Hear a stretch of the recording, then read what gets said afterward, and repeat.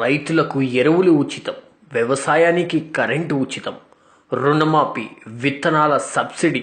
ఈ ప్రభుత్వంలో రైతులకు అన్ని ఫ్రీ. వీరికి ఇంకేం కావాలి?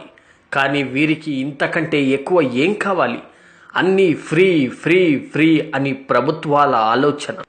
కానీ నేను ఒక రైతు బిడ్డగా చెబుతున్నా, మా రైతులకు ఏది కూడా ఫ్రీ ఇవ్వనక్కర్లేదు.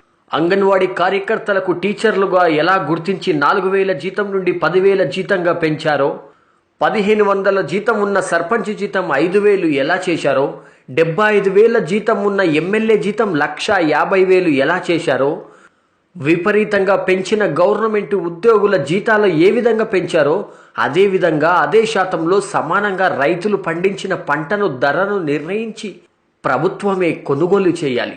1,00,000 రూపాయల జీతం ఉన్న ప్రభుత్వ ఉద్యోగులకు కూడా రోగం వస్తే హాస్పిటల్లో అన్ని ఫ్రీ. అతని పిల్లలకు ఫ్రీ, అతని భార్యలకు ఫ్రీ, అతని తల్లిదండ్రులకు ఫ్రీ.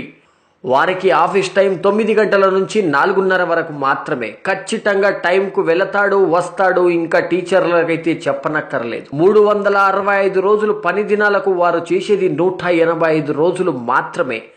మరి రైతు లేనిదే రాజ్యం లేదు, రైతే రాజు, రైతు లేకుండా జీవించలేము. జై జవాన్ జై కిసాన్, ఎద్దు ఏడ్చిన యవసం లేదు అని చెబుతున్న రాజకీయ నాయకులారా, రాత్రనక పగలనక ఏ టైం లేకుండా ఎప్పుడు పడితే అప్పుడు పొలానికి వెళ్ళిన రైతు, తిరిగి వస్తాడో లేదో తెలియక ఇంటి దగ్గర ఎదురు చూస్తున్న భార్య, పిల్లలు, పంటకు రోగాలు, మనిషికి రోగం వస్తే ఎక్కడ చూపియాలో తెలియక అప్పు చేసి దిగుబడి తగ్గి కుంగిపోయే రైతులకు ఇస్తే ఫ్రీ అంట. ఒక రైతు బిడ్డగా నేను అడుగుతున్నా, భారతదేశంలో రైతుల బతుకు ఇంకా ఇంతేనా?